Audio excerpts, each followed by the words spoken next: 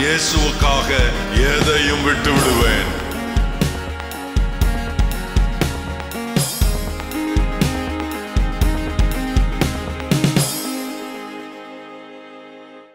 போதனை என்று ஒன்று இல்லாவிட்டால் நாம் கெட்டு போயிருப்போம். போதனை ரொம்ப அவசியமானது. எங்க நடக்கணும், எப்படி நடக்கணும், என்ன செய்யணும் அப்படின்னு எனக்கு யாரும் ஒண்ணுமே சொல்லாம என் மனசுல எனக்கு இஷ்டமானதெல்லாம் நான் செய்துகிட்டு இருந்தேன்னா அது ஒரு நல்ல காரியத்தை உருவாக்காது. எனக்கு போதனை ரொம்ப அவசியம். அதனால தான் ஆண்டவர் பைபிளை எனக்கு கொடுத்திருக்கிறார். ஆமென். ஆண்டவர் நல்ல போதனையை கத்த தந்திருக்கிறதுக்காக எல்லாரும் ஸ்தோத்திரம் பண்ணுவோம். ஆண்டவரே, போதனையை நாங்கள் விரும்புகிறோம். ஆண்டவரே, இன்றைக்கு எனக்கு உம்முடைய வார்த்தையை தந்து என்னை ஆசீர்வதியும். ஆமென். ஒரு வேத வசனம் நாம் எல்லாரும் வாசிக்கலாம். ஓசியா தீர்க்கதரிசியின் புஸ்தகம் 14ஆம் அதிகாரம் 5ஆம் 6ஆம் வசனங்களை நாம் சேர்ந்து வாசிக்கலாம். நான் இஸ்ரவேலுக்கு பனியை போல் இருப்பேன், அவன் லீலி புஷ்பத்தை போல் மலருவான், லீபனோனை போல் வேரூன்றி நிற்பான், அவன் கிளைகள் ஓங்கி படரும், அவன் அலங்காரம் அவனுடைய வாசனை லீபனோனுடைய வாசனை போலவும் இருக்கும். ஒரு தேவனுடைய பிள்ளை, விசுவாசி, கர்த்தருடைய பிள்ளை எப்படி இருப்பார்கள் என்று வேதம் தெளிவாக சொல்லி இருக்கிறது. நல்லா கவனிக்கணும். நாம் எப்படி இருப்போம் என்று பைபிள் என்ன சொல்லுது? ஒரு விசுவாசி, இஸ்ரவேல் அப்படின்னு சொன்னா மீட்கப்பட்ட கர்த்தருடைய பிள்ளைகள். எல்லாரும் கவனிங்க. இந்த போதனை இந்த வசனம் உங்களுக்காக எழுதப்பட்டிருக்கிற வசனம். ஓசியா தீர்க்கன் யாருக்கு சொன்னான் என்று நாம் இருக்கக்கூடாது. இன்றைக்கு இஸ்ரவேல் மக்கள் நீங்கள் தான். இந்த வார்த்தை உங்களுக்கு உரியதுதான். மீண்டும் சொல்லுகிறேன், ஆபிரகாம் இப்பொழுது மாம்சத்தில் இல்லை, ஈசாக்கு இல்லை, யாக்கோபு இல்லை, மோசே இல்லை, தாவீது இல்லை. இந்த வேதத்தில் யாருக்குன்னு குறிப்பிட்டு எழுதியிருக்கிறதோ அவர்கள் யாருமே இல்லை. ஆனால் ஜீவனுள்ள the living word of God இன்னைக்கும் ஜீவித்து கொண்டிருக்கிறது. ஜீவனுள்ளோர் நம்ம தான் ஜீவனுள்ளவர்கள். இன்றைக்கு நமக்கு என்றும் இந்த வேதம் எழுதப்பட்டிருக்கிறது என்று தெளிவாக நாம் பார்த்தோம். ஆகவே இது நமக்கு எழுதப்பட்டிருக்கிறது, எனக்கு உரியது. இந்த வார்த்தை யாருக்கு சொல்லி இருக்கிறது? எனக்கு சொல்லி இருக்கிறது. இஸ்ரவேலுக்கு நான் பனியை போல் இருப்பேன், அவன் லீலி புஷ்பத்தை போல் மலருவான் என்று சொல்லி இருக்கிறது. ஆங்கிலத்தில் இப்படி இருக்கிறது, I will be as the dew unto Israel, he shall grow as the lily அப்படின்னு இருக்குது. grow அப்படின்னு இருக்குது. ஆமா, தமிழிலே மலருவான் என்று இருக்கிறது. புஷ்பத்தை போல், லீலி புஷ்பத்தை போல் மலருவான் என்று இருக்கிறது. ஆங்கிலத்திலே வளருவான் என்று இருக்கிறது. grow என்று சொல்லியது, லீலி புஷ்பத்தை போல் வளருவான் என்று. ரெண்டும் ஏறக்குறைய ஒரே விதமானது தான். ஆண்டவருக்கு ஸ்தோத்திரம். எதினால? இது யாரை குறித்து சொல்லி இருக்கிறது? உங்களையும் என்னையும் குறித்து சொல்லி. என்ன பாருங்கள், உனக்கு சொல்லி இருக்குது வளருவான். என்னுடைய பிள்ளைகள், என்னுடைய பிள்ளைகள், என்னுடைய பிள்ளைகள், இஸ்ரவேல் மக்கள், என் மக்கள் வளருவான் என்று அவனை குறித்து சொல்லி இருக்கிறது. அதாவது குறைவு போகுதல், டிக்ரீசிங், குறைந்து போகுதல், இல்லாமல் போகுதல், அல்லது பின்னோக்கி செல்லுதல், வளர்ச்சி அற்று போகுதல், முன்னேற்றம் இல்லாமல் போகுதல் என்பது தேவனுடைய பிள்ளைகளுக்கு இல்லவே இல்லை, இல்லவே இல்லை. நீங்கள் இந்த வசனங்களை எல்லாம் சொல்லும் போது கேட்டு அதை நீங்கள் உரிமை பாராட்டி நீங்கள் அதுல ஒரு கண்டிஷன் அங்க என்ன சொல்லியிருக்குன்னா, நான் இஸ்ரவேலுக்கு பனி போல் இருப்பேன். அவன் அந்த இடத்துல வளர்ச்சியை லீலி புஷ்பத்துக்கு ஒப்பிட்டு சொல்லி இருக்கிறது. லீலி புஷ்பம் என்பது நாம யாருமே பார்த்திராத ஒரு புஷ்பம். நீங்க லில்லி பூ அப்படின்னு சொன்னா, ஒரிஜினலா லில்லி பூ எங்க இருக்குன்னா மலை அடிவாரத்தில் பனி மூடி இருக்கிற பகுதிகளில் வளரக்கூடியது. மலை அடிவாரத்தில் ஒரு பள்ளத்தாக்கு வரும், அதில் வளரக்கூடியது, அந்த சாரலில் வளரக்கூடியது லில்லி செடி. அது ரோஜா செடி மாதிரி முள்ளு இருக்கும். அதுல முள்ளு அதுக்கு கெடுதி இல்லை, அதுக்கு பாதுகாப்பா ஆண்டவர் வச்சிருக்கிறார். அது மாத்திரமல்ல, அந்த லில்லி பூ என்ன செய்யும்னா ஒரு முளை உயரம் இருக்கும். அந்த லில்லி பூ, அந்த பூவினுடைய அடி இதழ், முதல் இதழ் விரியும் போது, முதல் இதழ் விரியும். அதுக்கு பிற்பாடு ஒவ்வொரு நாள் அல்லது ஒரு சில நாட்கள் கழித்து ஒவ்வொரு அடுக்கு, பல அடுக்குகளை கொண்டது லில்லி பூ. அது வெண்மையா இருக்கும், மனம் உள்ளது, அழகா இருக்கும். அவ்வளவு தூய வெண்மை ஆனது அது. அது எப்படி இருக்குமா, பனி மேலே இருக்கிறதுனால, இந்த நேச்சுரல் ரெஃப்ரிஜரேஷன் அதுல இருக்கிறதுனால அது என்ன செய்யாதுன்னா கெடவே கெடாது. முதல் இதழ் விரிந்து இன்னும் பல நாட்கள் கழிக்கும், ஒவ்வொரு இதழும் மலர்ந்து கடைசி இதழ் மலரும் போது பல நாட்கள் சென்று விடும். ஆனால் கடைசி இதழ் விரியும் போது அந்த இதழ் எவ்வளவு ஃப்ரெஷ்ஷா இருக்குதோ அதே மாதிரி முதல் இதழ் விரிந்த அந்த இதழும் ஃப்ரெஷ்ஷா இருக்குமா. ஏன்னா பனி மூடி இருக்கிறதுனால. அது கெடவே கெடாதாம். செடியில் இருக்கிறது ஒன்று, இன்னொன்று பனி மூடி இருக்கிறது. ஆகவே அது கெடவே கெடாதாம். அது அப்படியே நாளுக்கு நாள் வளர்ந்து அப்படி வெண்மையாய் அழகாய் அந்த மலர் காட்சி அளிக்குமா. உங்களை என்னை அதற்கு ஆண்டவர் ஒப்பிட்டு இருக்கிறார். என் மேலே, உன் மேலே ஆண்டவர் இயேசு பனி போல் அவர் அமர்ந்திருப்பார் என்றால் நான் மலர்ந்து கொண்டே அல்லது வளர்ந்து கொண்டே இருப்பேன். ஒவ்வொரு இதழாக, ஒவ்வொரு ஸ்டேஜில் நான் எனக்கு இம்ப்ரூவ்மெண்ட் இருந்துகிட்டே இருக்கும். தேவனுடைய பிள்ளைகளுடைய டெவலப்மெண்ட் அது ரொம்ப முக்கியமானது. இயேசு என்னோடு இருக்கிறார், ஆனா டெவலப்மெண்ட் இல்லை. இயேசு என்னோடு இருக்கிறார், நான் விசுவாசி, நான் தேவனுடைய பிள்ளை, ஆனா எனக்கு இம்ப்ரூவ்மெண்டே கிடையாது. 3 விதத்தில் நாம் டெவலப் ஆகணும். ஒன்று ஸ்பிரிச்சுவலி, ரெண்டாவது ஃபினான்சியலி, மூன்றாவது பிசிக்கலி. சரீர பிரகாரமாக, முதலாவது ஆவிக்குரிய பிரகாரமாக, சரீர பிரகாரமாக, பொருளாதார ரீதியில நாம் விருத்தி அடையணும். நாம் முக்கியமா சிலர்லாம் நினைச்சோன்னா ஜெபம் பண்ண வரமாட்டேங்குது, தூங்குறோம் அப்படிங்கிறாங்க. ஜெபமற்று போகுது, வேதத்துல பிரியம் இல்லாம போகுது, ஆண்டவர் மேல் பிரியம் இல்லாம போகுது, அப்படியே ஒரு மாதிரி மழுங்கலா போகுது. நாட்கள் செல்ல செல்ல, நான் எப்பவும் சொல்லுவேனே, 50 வருஷம், இது 50வது வருடம் நான் ஆண்டவருக்கு சேவை செய்கிறது இல்லையா. இந்தியா சுதந்திரம் அடைஞ்சப்போ தான் நான் பிறந்தேன். 69வது சுதந்திர தினம்னா எனக்கும் அந்த ஏஜ் தான். ஆண்டவருக்கு ஸ்தோத்திரம். நான் உங்களுக்கு சொல்றேன் அன்பானவர்களே, இந்த வளர்ச்சி, இது முன்னேற்றம், நான் கிறிஸ்துவுக்குள்ளே முன்னேற்றத்தை பார்க்கிறேன், கிறிஸ்துவுக்குள்ளே டெவலப்மெண்ட்டை பார்க்கிறேன். என்ன டெவலப் ஆகுது, எல்லாத்துலேயும் டெவலப் ஆகிறத நான் பார்க்கிறேன். ஒரு விதத்திலும் இயேசுவை ஏற்றுக்கொண்டு நான் சிறுகி போனதும் இல்லை, நான் வெட்கப்பட்டு போனதும் இல்லை, வளர்ச்சி குன்றியதும் இல்லை, இல்லாமல் போனதும் இல்லை, இருந்ததை இழந்ததும் இல்லை.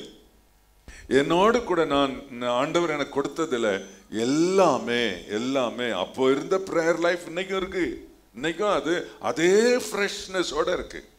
என் ரூம்ல நான் முழங்கால் போட முடியல, அதனால ஒரு நல்ல கனமான தலகாணியை வாங்கி வச்சிருக்கிறேன். அதை போட்டு அதில் முழங்கால் ஒரு 1/2 மணி நேரம் போட முடியும். அதுக்கப்புறம் கால் வலிக்க ஆரம்பிச்சிடும். அதுக்கப்புறம் மண்டிட்டு உட்காந்துக்கிடுவேன், திரும்ப முழங்கால் போடுவேன். ஏன், என்னால் ஜெபம் பண்ணாமல் இருக்க முடியல. அன்னைக்கு ஜெபம் பண்ணேன், அதான் பண்ணிட்டேனே, இப்போ எதுக்கு அப்படின்னு இல்லை. இந்த வேதத்தை திறந்து நான் வாசிக்க ஆரம்பிச்சேன்னா, இந்த வேதத்துக்குள்ளே போயிட்டேன்னா எனக்கு சம் அவர்ஸ் போயிடும். இன்னைக்கு வரைக்கும், அன்றைக்கும் அப்படித்தான், இன்னைக்கும் அந்த முதல் இதழ் விரியும் போது என்ன ஃப்ரெஷ்னஸ் இருந்ததோ இப்போ கடைசியா அப்படி கடைசி நேரத்துக்கு வந்திருக்கோன்னு வச்சுக்கிடுவோமே, இப்போ அந்த ஃப்ரெஷ்னஸ் இருக்கு, போகல. காரணம் என்ன, நான் உன்னோடு இருப்பேன். அதாவது எல்லா ஊழியர்களும் மற்றவர்கள் ஒருவனை ஆசீர்வதிக்க வேண்டும் என்று சொன்னா என்ன சொல்றான்? கர்த்தர் உன்னோடு இருப்பாராக, கர்த்தர் உங்களோடு இருப்பாராக. அப்போஸ்தலர் இப்படித்தானே ஆசீர்வதிச்சிருக்கிறாங்க, எல்லாருமே அப்படித்தான் ஆசீர்வதிச்சிருக்காங்க. ஆண்டவர் கூட என்ன சொல்றாருன்னா, நான் உன்னோடு கூட இருப்பேன், உன்னை விட்டு விலகுவதில்லை. இதாங்க இருக்கிறதுலே பெரிய ஆசீர்வாதம். இஸ்ரவேலை பார்த்து என்ன சொல்றாரு? நான் பனி போல் உன்மேல் இருப்பேன், உன்னோடு இருப்பேன், உன்னை விட்டு விலக மாட்டேன், உன்மேல் இருப்பேன், நீ லீலி புஷ்பத்தை போல் வளருவாய், மலருவாய் என்று ஆண்டவர் சொல்கிறார். இதுக்கு மாற்றான சாட்சி உங்களுக்கு இருந்தால் ஆண்டவர் சொன்னது பொய்யாகுமா? உங்கள் சாட்சி பொய்யாகுமா என்பதை நீங்கள் சிந்திக்க வேண்டும். உங்கள் சாட்சி ஆண்டவருடைய வசனத்தை அவமாக்க கூடாது. உங்கள் சாட்சி கர்த்தருடைய வசனத்தை மேன்மைப்படுத்துகிறதா இருக்க வேண்டும். என்னுடைய சாட்சியை நான் சொல்லுகிறேன், என் ஆண்டவருடைய வசனத்துக்கு ஒப்ப இருக்கிறது என்னுடைய சாட்சி. டெவலப்மெண்ட். ஆண்டவருடைய வார்த்தை எப்பொழுதுமே தேவ பிள்ளைகள் முன்னேற்றம் நோக்கியே இருக்க வேண்டும். இது இல்லாவிட்டால் நீங்கள் உங்களை பரிசோதித்து பார்க்க வேண்டும், உங்களை நீங்கள் சோதித்து பார்க்க வேண்டும், நீங்கள் உங்களை சரி செய்து கொள்ள வேண்டும். கர்த்தர் உங்கள் மேல் பனியாய் அவருடைய பிரசன்னம் உங்கள் மேல், அவருடைய கவரிங் உங்க மேல இருக்கும் அப்படின்னு சொன்னா நிச்சயமாய் நீ மலருவாய், நிச்சயமாய் நீ வளருவாய், நிச்சயமாய் மேன்மையடைவாய், நிச்சயமாக உனக்கு டெவலப்மெண்ட் இருக்கும். உன்னுடைய நான் சொன்ன இந்த 3 ஆஸ்பெக்ட்லையும் நீ டெவலப் ஆவ. ஒரு இடத்துல மட்டும் ஆண்டவர் முன்னுக்கு கொண்டு வருகிற தேவன் அல்ல, எல்லா விதத்திலும் முன்னுக்கு கொண்டு வருவேன். ஒரு குறிப்பிட்ட காலத்தில் பனி ஆட்டோமேட்டிக்கா நீங்கிரும், சீசன் முடிஞ்சிடும், பனி நீங்கிரும். பனி நீங்கின பிற்பாடு அதன் மேல் மேகம் போல் படர்ந்திருக்கிற பனி நீங்கின பிற்பாடு வெயில் அதன் மேல் பட ஆரம்பிக்கும். உஷ்ணம் அது மேல் பட ஆரம்பித்த உடனே அந்த வெண்மையான அழகான மலர் மங்கின நிறம் அடையும். அப்புறம் கொஞ்சம் அப்படி வாடி வதங்கி காய்ந்து கருகி ஒன்றுமில்லாமல் போய்விடும். அந்த பனி இருக்கிற வரைக்கும் அந்த மலர் அதனுடைய ஃப்ரெஷ்னஸ் போகவே போகாது, மாறவே மாறாது. அது எவ்வளவு நாளானாலும் சரி. ஆண்டவர் இன்றைக்கு உங்களை என்னையும் பார்த்து சொல்லுகிறார், உன்மேல் நான் பனி போல் இருப்பேன், நீ லீலி புஷ்பத்தை போல் மலருவாய், வளருவாய் என்று சொல்லி இருக்கிறார். என்றைக்கு இந்த பனி, இந்த பிரசன்ஸ் ஆஃப் காட் என்னை விட்டு போகுதோ அப்போ பல காரியங்கள் என்னை தாக்கும். வாட்டம் வரும், பதங்கள் வரும், இழப்பு வரும், சிறுகி போகுதல் வரும், முன்னேற்றம் அற்று போகும். இப்படி ஒரு சூழ்நிலை இருக்கக்கூடாது. இயேசுநாதர் ரொம்ப சிலுவையில மிகுந்த சத்தத்தோடு சொன்ன ஒரு வார்த்தை என்ன தெரியுமா? சொல்லுங்க பார்க்கலாம். ரொம்ப சத்தமா சொன்ன ஒரு வார்த்தை, சத்தமா சொல்லுங்க. என் தேவனே, என் தேவனே, ஏன் என்னை, பிதாவும் நானும் ஒன்றா இருக்கு. இயேசுவின் அறைகூவல் என்ன? நானும் பிதாவும் ஒன்றா இருக்கிறோம். என்னை கண்டவன் பிதாவை கண்டான், என்னையும் பிதாவையும் பிரிக்க முடியாது. கம்பீரமாய் ஆண்டவர் இயேசு சொன்னது. சிலுவையில மனுஷருடைய முக்காலத்து பாவமும் இயேசுவின் மேல் வைக்கப்பட்டது. பாவ பரிகாரத்திற்காக அவர் சிலுவையில் மரித்ததினாலே அவர் மேலே எல்லா மனுவர்க்கத்தின் முக்கால பாவம் அவர் மேல் வைக்கப்பட்டது. அவர் பாவமானார். பாவத்தோடு வாசம் செய்ய இயலாத தேவன் இயேசுவை விட்டு விலகினார். அப்பதான் அவர் கதறினார். அவரால் சகிக்க முடியவில்லை. தேவ பிரசன்னம் நம்மை விட்டு விலகுகிறது என்றால் அதை நாம் சகிக்க கூடாதவர்களா இருக்கணும். எப்போ பிரசன்ஸ் ஆஃப் காட் என்னை விட்டு நீங்கிருச்சோ நான் என் வாழ்க்கையில டெவலப்மெண்டே பார்க்க முடியாது. பிரசன்ஸ் ஆஃப் காடை தக்க வைக்கிறதுக்கு என்ன செய்றீங்க? சண்டை போடுறீங்க. இது தக்க வைக்குமா? வாயில வந்ததெல்லாம் பேசுறீங்க, இது தக்க வைக்குமா? பிரசன்ஸ் ஆஃப் காடை உங்களை விட்டு நீக்கிறதுக்கு என்னெல்லாம் செய்யணுமோ அதெல்லாம் அதிகமானவர் குடும்பங்களில் செய்கிறீர்கள். உங்களுக்கு கொஞ்சம் கூட பாதரேஷன் கிடையாது. ஆண்டவருடைய பிரசன்னம் என்னை விட்டு விலகிருமே அப்படின்ற ஒரு சின்ன ஒரு அங்கலாய்ப்பு கூட இருக்கிறது இல்லை. எவ்வளவு டேஞ்சர்னு உங்களுக்கு தெரியறது இல்லை. இமைப்பொழுதே உன்னை கைவிட்டேன், ஆனால் உருக்கமான இரக்கங்களால் சேர்த்துக் கொள்வேன். அந்த இமைப்பொழுது அப்படின்றத கொஞ்சம் சிந்திச்சு பாருங்க. இமைப்பொழுது கைவிட்டேன் என்றால் உன்னை விட்டு விலகினேன். இமைப்பொழுது என்னுடைய சமூகத்தை உன்னை விட்டு நான் பிரித்து விட்டேன். அந்த இமைப்பொழுதில் பிசாசு உள்ள வந்து நாசம் செய்து விடுவான்.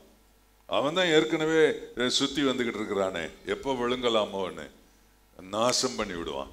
அப்ப பிரசன்ஸ் ஆஃப் காட், தேவன் என்னோடு இருக்கிறது எவ்வளவு அவசியம் என்பதை நான் முதலாவது உணர வேண்டும். ஒவ்வொரு பேரும் அதை உணர வேண்டும். நான் என் வீட்டில் என்னுடைய தனிப்பட்ட வாழ்க்கையில் நான் பேசுகிறது, நான் செய்கிறது, என்னுடைய கிரியை தேவ சமூகத்தை தக்க வைத்துக் கொள்ளும் ஒன்றா? தேவ சமூகம் நிலை நிற்க நான் கிரியை செய்கிறேனா, அல்லது தேவ சமூகம் விலகும் கிரியை நான் செய்கிறேனா? இந்த கேள்விக்கு அவரவர் பதில் கண்டுபிடிக்க வேண்டும். என்னால் தேவ சமூகம் நீங்க கூடாது என்று ஒவ்வொரு பேரும் முயற்சி செய்து ஒவ்வொரு பேரும் காலையிலே ஜெபம் பண்ண ஆரம்பித்தீர்கள் என்றால், வீடுகளை சந்திக்கும் போது சிலர் சொல்லுகிறது இதுதான், முன்பு போல் ஜெபம் பண்ணுகிறது இல்லை, முன்பு போல் ஆர்வமாக இருக்கிறது இல்லை, முன்பு போல் நான் இந்த காரியத்திலலாம் நான் பைபிள்லாம் ரொம்ப வாசிக்கிறது இல்லை, முன்பு போல நான் ஆலயத்தை ஊழியம் செய்யறதில்லை, ஆத்மாதாயம் பண்ணுறதில்லை, எனக்கு இல்லை, அப்படி அந்த மாதிரி வருது. என்னன்னா நமக்குள்ள இந்த பிரசன்ஸ் ஆஃப் காட் விலகுதுன்னு அர்த்தம். டைரக்டாக சத்துருடைய கிரியைகள் நம்மை தாக்க வாய்ப்பு இருக்கிறது. அப்படிப்பட்ட சமயங்களில் நாம் வாடி போகவும், வதங்கி போகவும், சோர்ந்து போகவும், நாம் மனமடிவாகவும், நாம் இழக்கவும், நஷ்டப்படவும் அது காரணமாக அமையும். ஆனால் வாக்குத்தத்தம் என்ன? என் பிள்ளைகள், அவர்கள் மேல் நான் பனி அமர்வது போல் அமர்ந்திருப்பேன், அவர்கள் லீலி புஷ்பத்தை போல் மலருவார்கள், வளருவார்கள் என்பது. இன்னொன்று சில குறிப்புகளை நான் சொல்லிக்கொண்டே போகிறேன். சங்கீதம் 92:12 ஓய்வு நாளின் பாட்டாகிய சங்கீதம் இல்லையா அது? அதுல 12ஆம் வசனத்தில் இப்படி சொல்லியிருக்கு, நீதிமான் பனை போல் செழித்து. இல்லையா? நீதிமன்னா யாரு? ஏன்னா நீதிமன்னா யாரு? நம்ம தான் இல்லையா? ஆண்டவருடைய பிள்ளைகள், தேவனுடைய பிள்ளைகள். நீதிமான் பனை போல் செழித்து லீபனோனில் உள்ள கேதுருவை போல் வளருவான். ஒரு தேவனுடைய பிள்ளை வளருவான், மலருவான். He shall grow as the lily அப்படின்னு சொல்றாரு. என்ன அருமையா இருக்கு பாருங்க. வளருவான், வளருவான் என்று நம்ம சொல்றாரு. அதுக்கு நான் துணையா இருக்கிறேன் கூட அப்படிங்கிறாரு. நல்லா கவனிக்கணும். இங்க பாருங்க, ரொம்ப உலகத்திலே உயரமான மரம் கேதுர் மரம். இந்த கேதுர் மரம் லிபனோன் மலையில தான் நிறைய இருக்கும். அதுதான் ரொம்ப ஸ்ட்ராங்கா இருக்குமா. அதனால தான் எருசலேம் தேவாலயம் கட்டப்படும் போது சாலமோன் ராஜா தீரு ராஜாவின் ஆளுகையில் இருந்த கேதுரு மரத்தை அவர் தெரிந்து கொண்டு ஆட்களை அனுப்பி அவைகளை எருசலேமுக்கு கொண்டு வந்து அவைகளை கொண்டு ஆலயத்தை கட்டினார். கேதுரு மரங்கள் என்ன, ஒரு சீலிங் போடணும்னா இங்கிருந்து அடுத்த எண்டு வரைக்கும் ஒரே மரத்தை பலகை அப்படியே சீல் பண்ணிடலாம். ஒரு உயரம் வேணும்னா ஜாயிண்ட் எல்லாம் போட வேண்டியதில்லை, ஒரே மரத்தையே அப்படி போட்டலாம். அது அவ்வளவு நல்ல ஒரு மரம், ஓங்கி வளரக்கூடிய மரம். விசுவாசி உன்னையும் என்னையும் அதுக்கு ஒப்பிட்டு இருக்கிறாரு ஆண்டவர், அதுக்கு ஒப்பிட்டு இருக்கார். நீதிமான் என் பிள்ளைகள், என்னுடைய பிள்ளைகள். அதான் நீதிமான் என்று சொன்னா அதான் இயேசுவை ஏற்றுக்கொண்ட ரட்சிக்கப்பட்ட தேவனுடைய பிள்ளைகள் கேதுருவை போல வளருவார்கள் என்று சொல்லி இருக்கிறது. ஒரு மரத்தின், கேதுரு மரத்தின் அடிமரத்தை 4 பேர் சேர்ந்து கை கோர்த்தா தான் பிடிக்க முடியுமா? அவ்வளவு டயாமீட்டர் அது, ரொம்ப உறுதியானது. எதை மேக்சிமம் சொல்லணுமோ அப்படி சொல்லியிருக்காருங்க. என்னுடைய வளர்ச்சியை, என்னுடைய டெவலப்மெண்ட்டை எதோட ஒப்பிடணும்னு ஆண்டவர் பார்க்கும்போது எது மேக்சிமம் ஹைட் வளருமோ அந்த மரத்தோட என்ன அவர் ஒப்பிட்டு இருக்கிறார். உலகத்திலே மலர்களிலே சிறந்த மலர், அது நீண்ட நாள் நிலைத்திருக்கக்கூடிய ஒரு மலர், லில்லி ஃப்ளவர். அதுக்கு என்ன ஒப்பிட்டு அது மாதிரி நீ வளருவ, கேதுரு மரம் மாதிரி வளருவ அப்படி சொல்லி இருக்கிறார். நீங்க நம்புறீங்களா? நீங்க பாருங்க, நீங்க அதை விசுவாசிக்கிறீங்களா பாருங்க. ஆண்டவருக்கு ஸ்தோத்திரம். அப்படி இல்லாவிட்டா இந்த வசனங்களை வைத்து நீங்க கிளைம் பண்ணுங்க. மூன்றாவது ஒரு குறிப்பை எசேக்கியேல் தீர்க்கதரிசியின் புஸ்தகத்தில் 47ஆம் அதிகாரத்தில் 12ஆம் வசனம் வாசிக்கிறேன். இந்த வசனத்தை உங்கள் வாழ்வில் பயனில்லாத வசனங்களாய் எடுத்து ஒதுக்கி வைத்து விடுங்கள், பார்க்கலாம். நான் சொல்லுகிற இந்த வசனத்தை என் வாழ்வுக்கு ஒத்துவராத வசனம் என்று நீங்கள் ஒதுக்கி விடுங்களேன், பார்ப்போம்.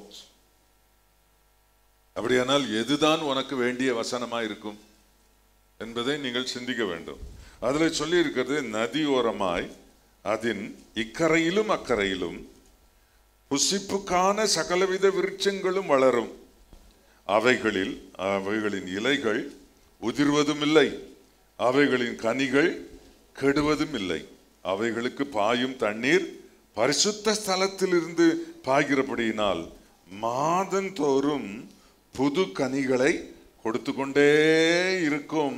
அவைகளின் கனி புசிப்புக்கும் அவைகளின் இலைகள் அவிழ்தத்துக்கும், அவிழ்தம்னா மெடிசன், அவிழ்தத்துக்கும் மனவைகள் அப்படி சொல்லியிருக்கு. இது பாருங்க, இது ஒரு மரத்தை பற்றி சொல்லியிருக்காரு, சாதாரணமான மரத்தை பற்றி. அந்த சாதாரணமான மரம்னா காவிரி ஆத்துல இருந்து தண்ணி பாயமா இருக்கும். கர்நாடகாக்காரன தண்ணி குடியா தண்ணி குடியா தண்ணி குடியா, டேம துறையா KRS திரையான்னு கேட்டுட்டு இருக்கணும். இது அப்படி கேட்க வேண்டிய அவசியம் இல்லை. இந்த தண்ணி எங்கிருந்து வருதுன்னா ஆண்டவர் பரிசுத்த ஸ்தலத்திலிருந்து இந்த தண்ணீர், அந்த பரிசுத்த ஸ்தலத்திலிருந்து யாருக்கு தண்ணீர் பாய்ச்சப்படுகிறது? நல்ல கனிதரும் விருட்சத்துக்கு நம்மளை ஒப்பிட்டு தான் இந்த வசனம் சொல்லி இருக்குது. தண்ணீர் என்பது இரு பொருள்படும். தண்ணீர் என்பது இரு பொருள்படும்.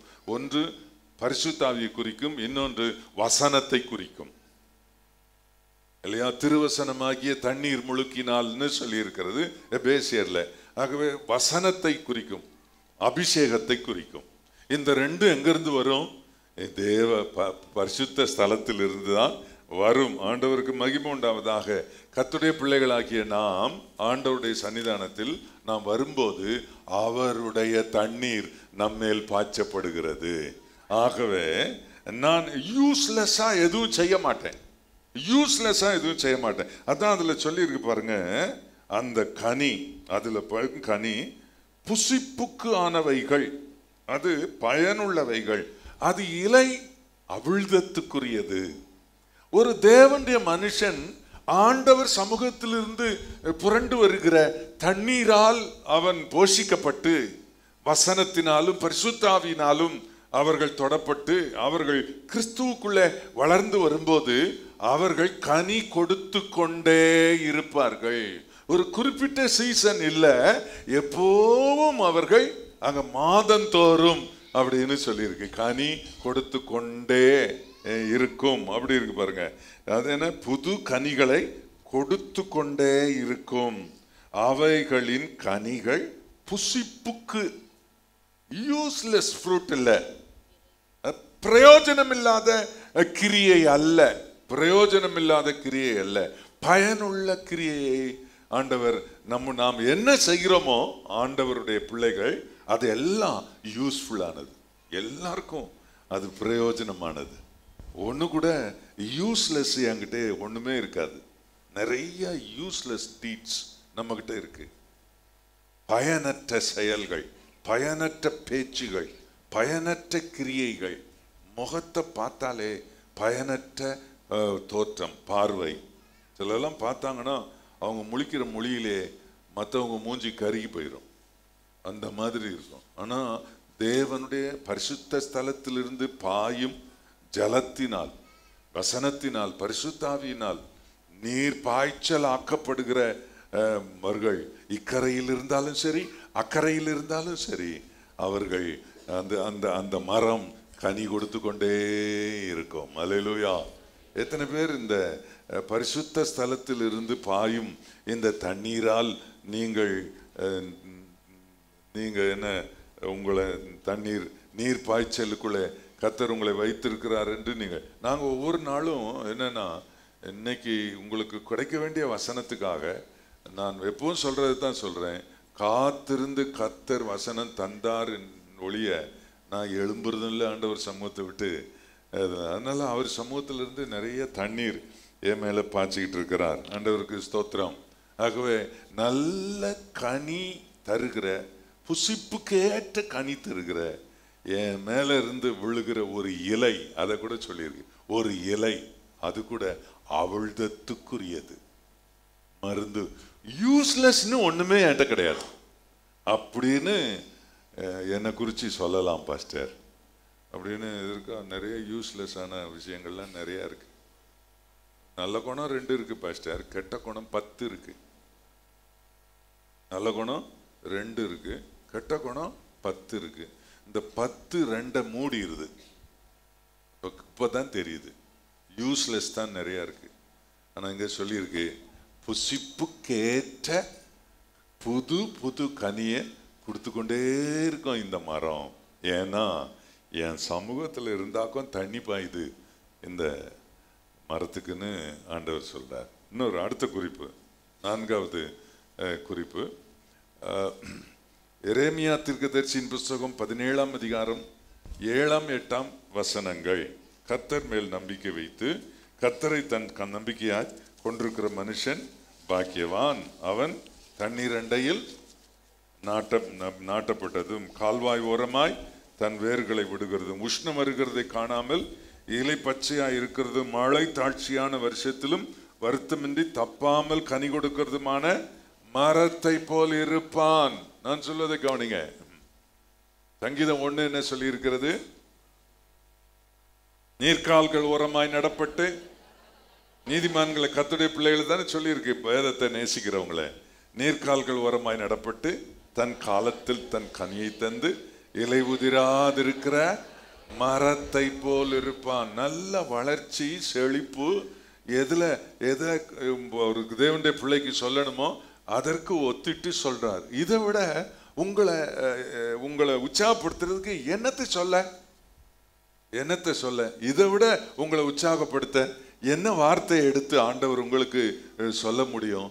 என்ன நம்புறவங்க, என்னையே நம்பிக்கையா கொண்டிருக்கிறவங்க, அவங்க ஆசீர்வதிக்கப்பட்டவங்க, பாக்கியவான்கள். அவங்க எப்படி இருப்பாங்க? தண்ணீர் ஓரம் நடப்பட்ட மரம் மாதிரி இருப்பாங்க. உஷ்ணம் வரும், மழை தாழ்ச்சி வரும், ஆனா பச்சையா இருக்கும், கனி கொடுத்துக்கிட்டே இருக்கும். கனி இல்லாம இருக்கவே இருக்காது. அது இல்லை அதனால தான் நான் இப்படி இருக்கிறேன், இது இல்லை அதனால தான் நான் இப்படி இருக்கிறேன்.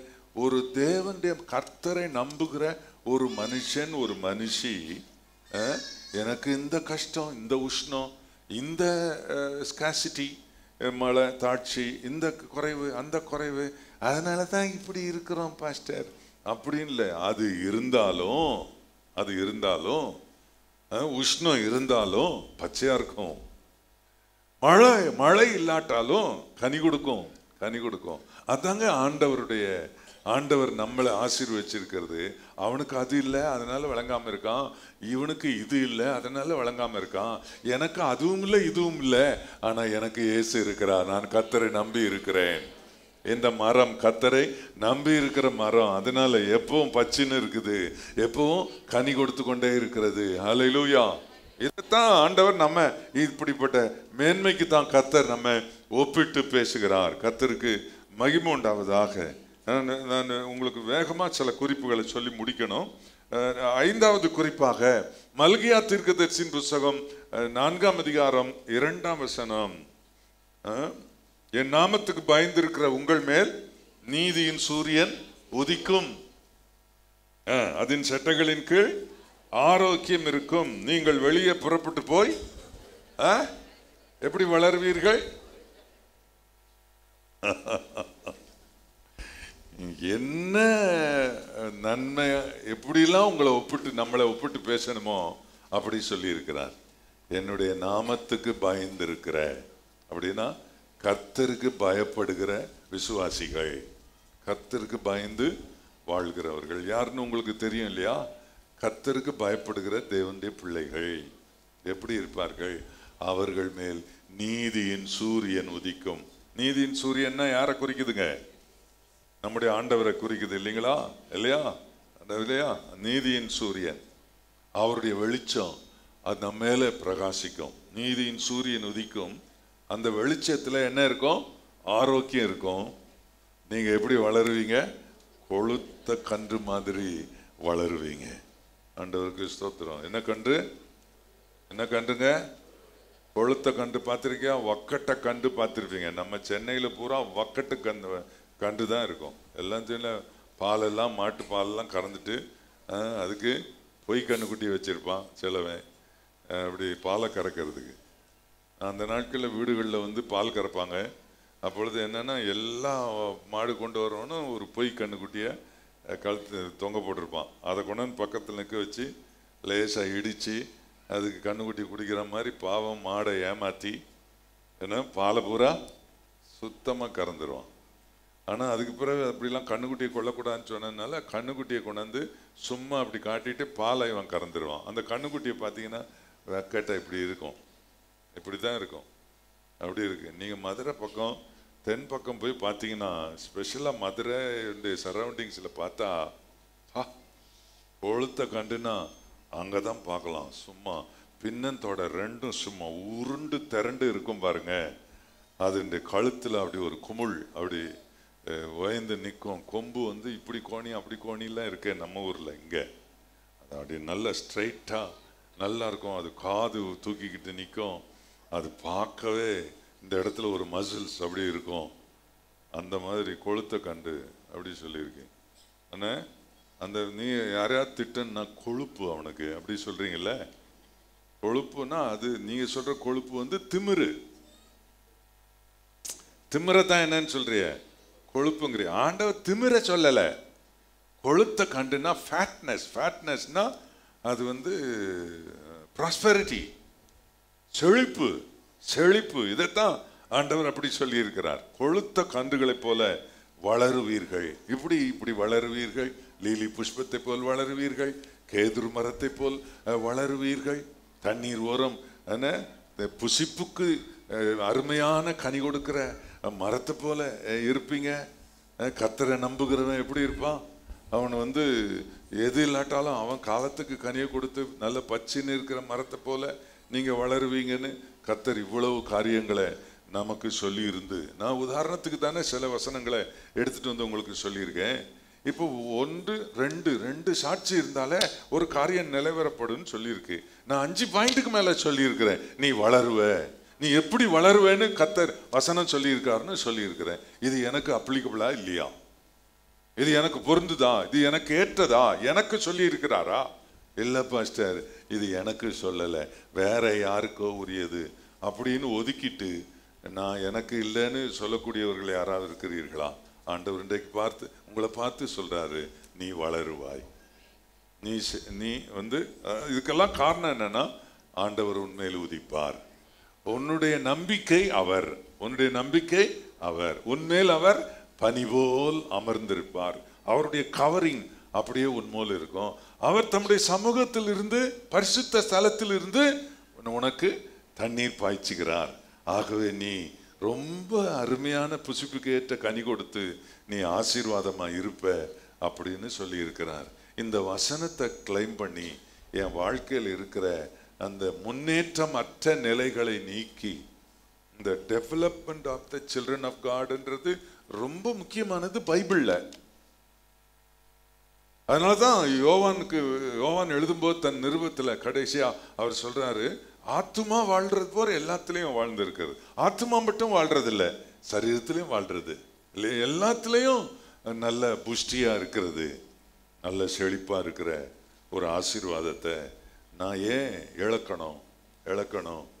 நீங்க பூமியில இருக்கும்போது சில கஷ்டங்களை அனுபவிக்கணும் அப்படின்னு. என்னத்துக்காக கஷ்டம்னா, பனி நீங்கிருச்சு, அதனால லீலி புஷ்பம் காயுது. என்ன இந்த சில இதெல்லாம் ஆண்டவர் மேல் நம்பிக்கை இல்லை. ட்ரஸ்ட் இன் த லார்டுன்றதே என்கிட்ட கிடையாது. மனுஷன் மேல நம்பிக்கை தான் எனக்கு இருக்குது. அதனால என்னில் குரோத் இல்லை, என்னில் டெவலப்மெண்ட் இல்லை. என்கிட்ட ஆண்டவருடைய சமூகத்திலிருந்து வர்ற அந்த ஸ்பிரிட் ஆஃப் காட், அந்த வேர்ட் ஆஃப் காட், அது என்ன செழிப்பாக்கல. நான் எதையோ நம்பி இருக்கிறேன். எனக்கு வசனமும் இல்லை, எனக்கு அபிஷேகமும் இல்லை. அதனால தான் நான் வாடி வதங்கி போறேன்.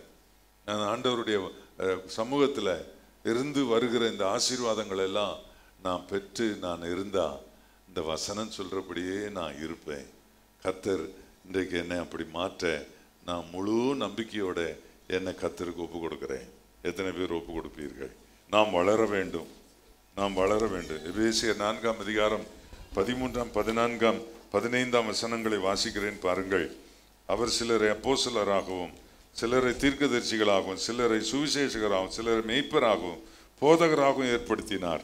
நாம் இனி குழந்தைகளாயிராமல் மனுஷனுடைய சூதும் வஞ்சகத்திற்கு எதுவான தந்திரம் உள்ள போதகமாகிய பலவித காற்றினால் அலைகளை போல அடிபட்டு அலைகிறவர்களாயிராமல் அன்புடன் சத்தியத்தை கைக்கொண்டு தலையாகிய கிறிஸ்துவுக்குள் எல்லாவற்றிலேயும் நாம் வளருகிறவர்களாய் இருக்கும்படிக்கு, எல்லாரும் சொல்லுங்க, எல்லாவற்றிலும் நாம் வளருகிறவர்களாய் இருக்கும்படிக்கு அப்படி செய்தார். எதுக்காக ஆண்டவர் எப்படி செய்தார்? நான் வளரும்படிக்கு. எதுல எல்லாம்? எல்லா நல்ல ஆஸ்பெக்ட்லயும் நான் வளர்றதுக்கு, எல்லா ரீதியிலும் நான் வளர்றதுக்கு. ஆக எனக்கு அப்போஸ்தலர் வைத்திருக்கிறார், தீர்க்கதரிசிகளை வைத்திருக்கிறார், போதகர்களை வைத்திருக்கிறார், மேய்ப்பர்களை வைத்திருக்கிறார், சுவிசேஷங்களை வைத்திருக்கிறார், சபையை வைத்திருக்கிறார், திருவசனத்தை வைத்திருக்கிறார், போதகத்தை வைத்திருக்கிறார். நான் வளரும்படிக்கு. எதுல வளர்றதுக்கு? எல்லாவற்றிலும் வளர்கிறவர்களாய் இருக்கும்படிக்கு. எல்லாரும் சொல்லுங்க. நம்முடைய வளர்ச்சியை கர்த்தருடைய வேதம் இப்படி இருக்குது. அதனால என்ன செய்யணும்? இந்த வளர்ச்சியை பெறதுக்காக பிரசன்ஸ் ஆஃப் காட் என் மேலே எப்போவும் இருக்கணும். எல்லாரும் ஜெபம் பண்ணுங்க. எல்லாரும் வாய் திறந்து ஜெபம் பண்ணுங்க. ஆண்டவரே, நீர் என்மேல் பனி போல் அமர்ந்திருக்க வேண்டும். எல்லாரும் ஜெபம் பண்ணுங்க. எல்லாரும் ஜெபம் பண்ணுங்க. ஆண்டவரே, நீர் என்மேல் பனி போல் அமர்ந்திருக்க வேண்டும். ஆண்டவரே, கிறிஸ்துவுக்குள் எல்லாவற்றிலேயும் நாங்கள் வளருகிறவர்களா இருக்கும்படிக்காக எங்களுக்கு பைபிளை கொடுத்திருக்கிறீர், வேர்ட் ஆஃப் காட் கொடுத்திருக்கிறீர், ஸ்பிரிட் ஆஃப் காட் கொடுத்திருக்கிறீர், சர்ச் ஆண்டவரே ஃபெலோஷிப்பை கொடுத்திருக்கிறீர், பிரேயரை கொடுத்திருக்கிறீர், எல்லாத்தையும் அதுக்காக கொடுத்திருக்கிறீர். இதையெல்லாம் பயன்படுத்தி நான் வளர என்னை கர்த்தர் ஆசீர்வதிப்பீராக. எல்லாரும் ஜெபம் பண்ணுங்க. நான் வளர கர்த்தாவே என்மேல் பனி போல் இருப்பீராக. லீபனோனில் உள்ள கேதுரு மரம் போல மேக்சிமம் ஹைட்டு, அல்லேலூயா, மேக்சிமம் பூமியில் உள்ள சகல ஜாதிகளிலும் உன்னை மேன்மையாக வைப்பேன். அப்படின்னா ஆண்டவருடைய வார்த்தை என்ன?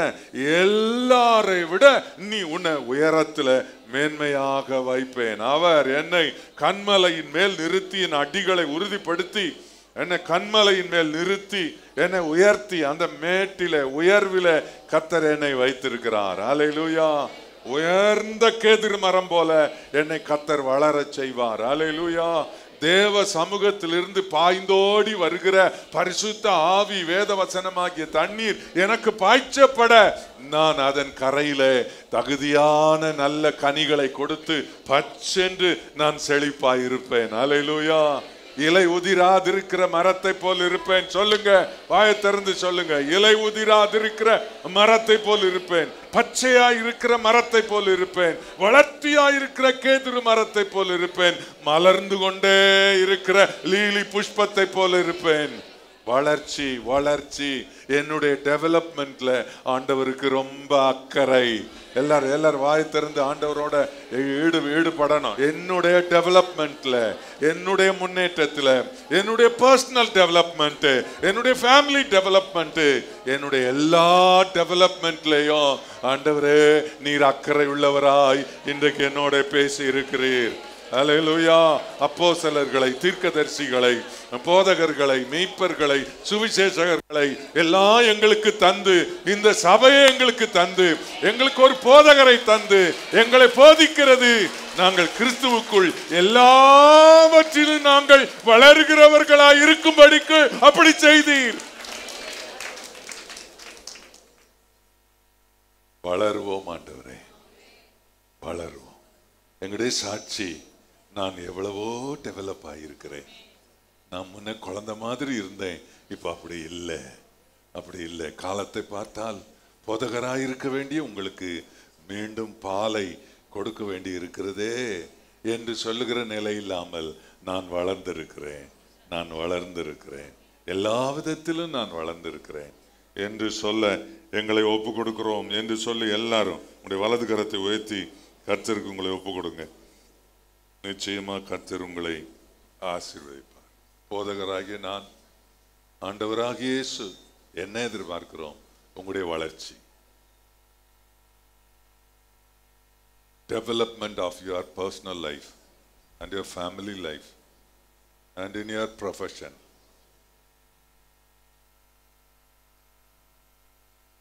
God is here to help you to develop your personal and family and profession. ஆண்டவருடைய தொழில், உன்னுடைய குடும்பம், உன்னுடைய தனிப்பட்ட விதத்தில் உன்னை வளர செய்ய கர்த்தர் உன்னோடு இருக்கிறார். ஆவிக்குரிய ரீதியிலே டெவலப்மெண்ட், ஃபினான்ஷியலா டெவலப்மெண்ட், பிசிக்கலா டெவலப்மெண்ட் கர்த்தர் தருவார். என்ன ஒப்பு கொடுக்கிறேன். இந்த வார்த்தை எனக்குள்ளே விசுவாசத்தை உண்டாக்கி இருக்கிறது. எத்தனை பேர் சொல்வீர்கள்? இந்த வார்த்தை எனக்குள்ளே விசுவாசத்தை உண்டாக்கி இருக்கிறது. என்னுடைய முன்னேற்றத்தை கெடுக்கிற தேவ சமூகத்தை என்னை விட்டு விலக செய்ய ஆண்டவரே, எங்க குடும்பத்தில் இருக்கிற எந்த காரியத்தையும், என் வாழ்க்கையில் இருக்கிற காரியத்தை நான் விட்டு விடுவேன் என்று சொல்லுங்க.